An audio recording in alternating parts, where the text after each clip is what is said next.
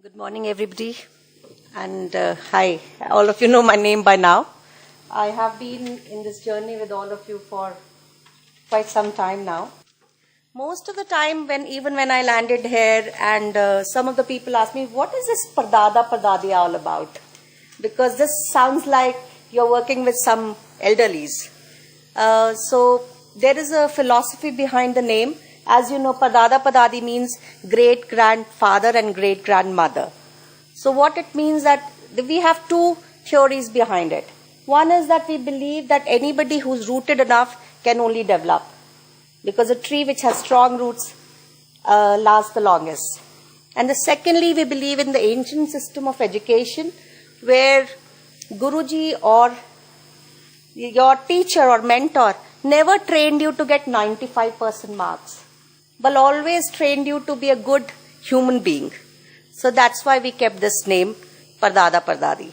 So firstly and then secondly, why girls? Unfortunately, we are in an area where whenever I go to anybody's house and ask them, how many children you have, mom? And she will say 9. And there are 5 girls giggling behind her. And when you ask these girls, why are you giggling? She says, my mother only counted my brothers. So these are the faceless faces of the citizenship which is never counted. So that's why we are saying to facilitate the creation of socially and economically empowered rural society. And our focus is only on women and girls. As you can see, girls and women through the tools that we have. Why Anup Sheher, of all the places?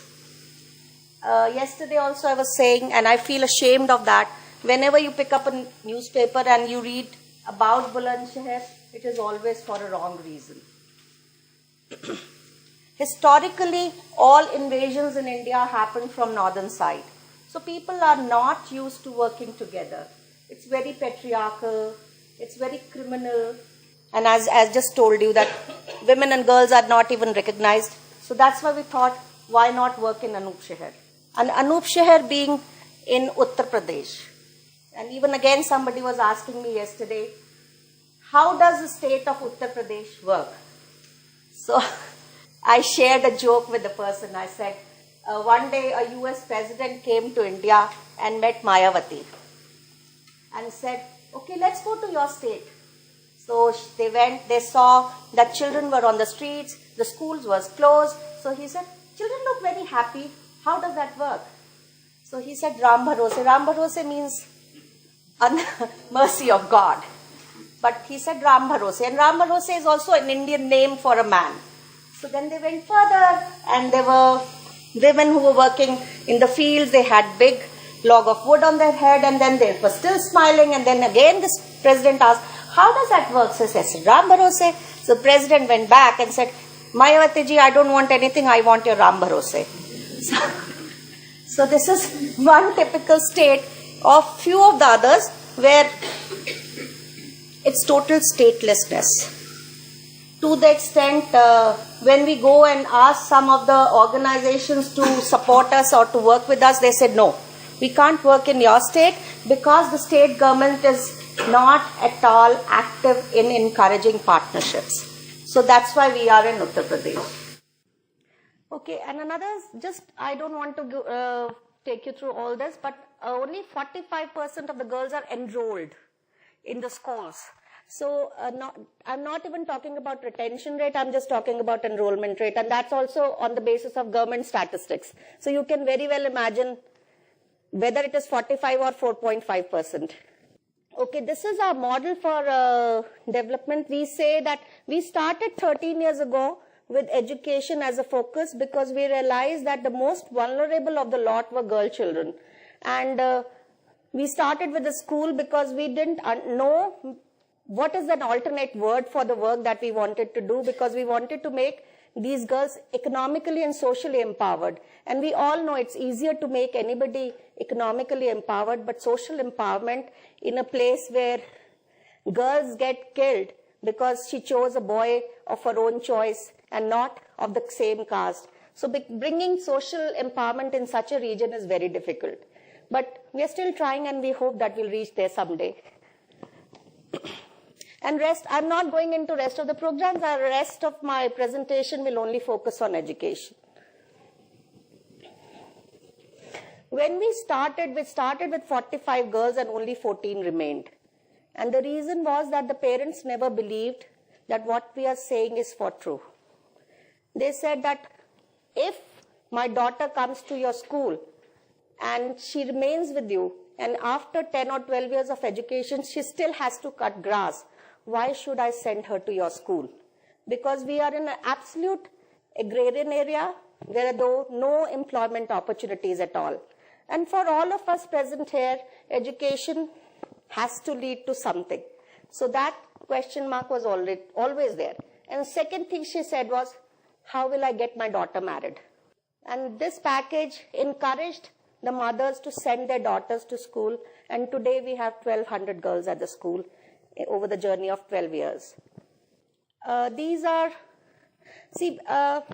a times we are questioned like, your model is expensive, oh, you are spending 21,000 rupees per child per girl. Why? And in the same money, such and such organization is reaching out to many more students, and your organization is only catering to 1,200 students. Then I always ask them, sit back and think, how much money do you spend on your own daughter's education? Why this disparity just because this child comes from a family whose average income is only 1,000 rupees or 1,200 rupees? When we are saying that the girls have to come to school, we have to take care of their puberty needs also. And if we don't do that, they will definitely drop out. So for Pardada Pardadi, when this girl enters into the school, she's my daughter. So when she's my daughter, I have to take care of her. So that's why we have the sanitary napkins program. And remember I said that in that earlier slide that we assure jobs. It's a very difficult task. How can you assure jobs to so many students who pass out every year? But we are still working on it. And this year, like a batch of 28 girls have passed and 19 have opted for further studies. And rest of them are going to work with us. So I think we will crack the formula soon.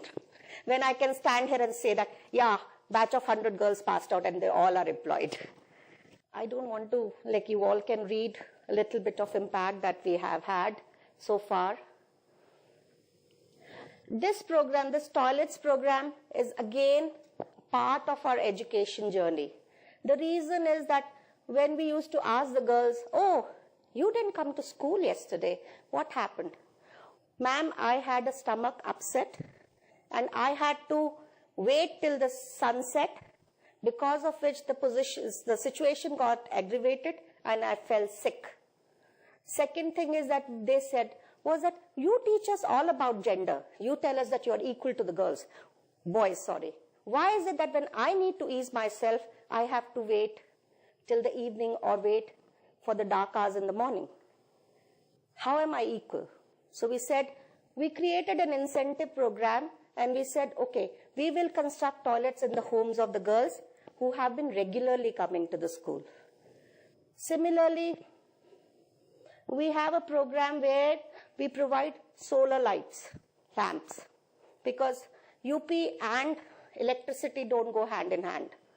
So when we came to class 10th boards, the girls said, we can't study at night because there's no light and mother doesn't allow the kerosene wick. So we said, how do you solve the situation? We said, okay, any home where the children have 70% attendance on the monthly basis will be given a solar light.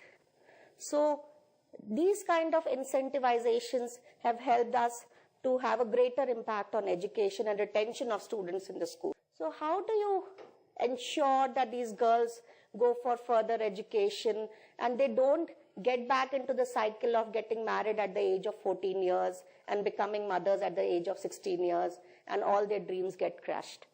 So these are the two thoughts I